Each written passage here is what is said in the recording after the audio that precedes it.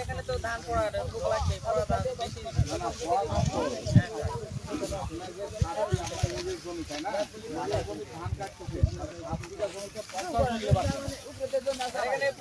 সময় লাগবে, এই জন্য বেশিটা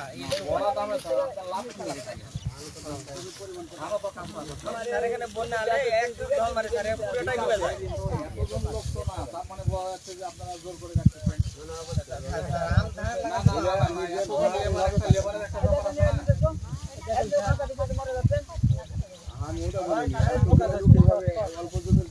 অল্প জমির জন্য এতগুলো তো লেবার হয় না।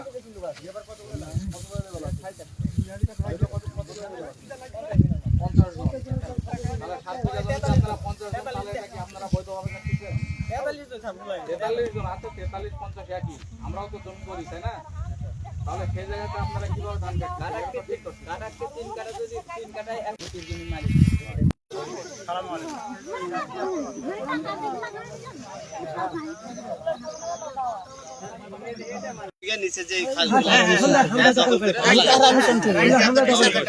কোন থানা রে?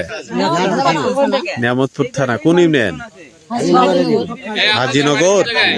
হাজিনগর, কাপাসিয়া হাজিনগর। ওখান থেকে আসছে। কত করে? নিয়ামতপুর কোন এলাকা? বুদাহারা মিশন।